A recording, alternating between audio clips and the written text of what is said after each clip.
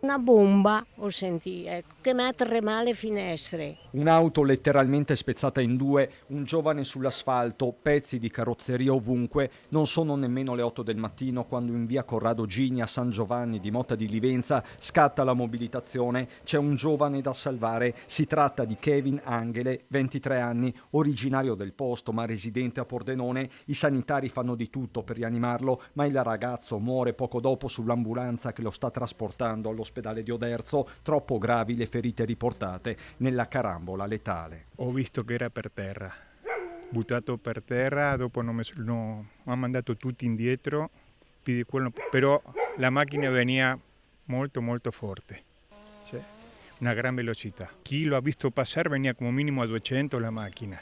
È con il passare dei minuti e delle ore che al quadro già drammatico si aggiungono particolari sulla dinamica e sulle sue possibili cause. Kevin, che in passato era stato segnalato per furto, guida in stato di ebbrezza e assunzione di stupefacenti, voleva sfuggire ad un controllo dei carabinieri. Poco distante dal luogo dell'impatto c'era infatti una gazzella impegnata in un dispositivo di routine. Con ogni probabilità il 23enne voleva nascondere dei panetti di hashish che nello schianto sono finiti inesorabilmente sull'asfalto, così come i suoi cellulari rinvenuti in strada e nei giardini delle abitazioni contigue, almeno 3 stando alle testimonianze dei residenti. Era qua sul mio giardino che mio genero ha consegnato tutti i carabinieri perché era Tokyo, era un pezzo di fanale, era un cellulare, era il ha dato tutti i carabinieri. Altro dettaglio che dettaglio non è ed emerge qualche ora dopo è che la patente al giovane fosse stata revocata di recente, anche questo un motivo verosimile per darsi alla fuga.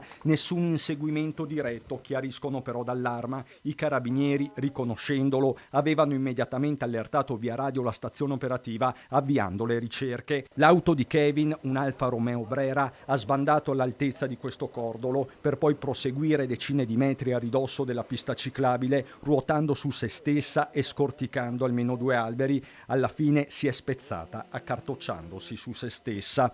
Vivo per miracolo un 35enne di un'azienda del posto di impianti elettrici, a parlare il titolare. Era un mio dipendente, stava andando al lavoro e si è visto un mezzo volare in fianco alla macchina.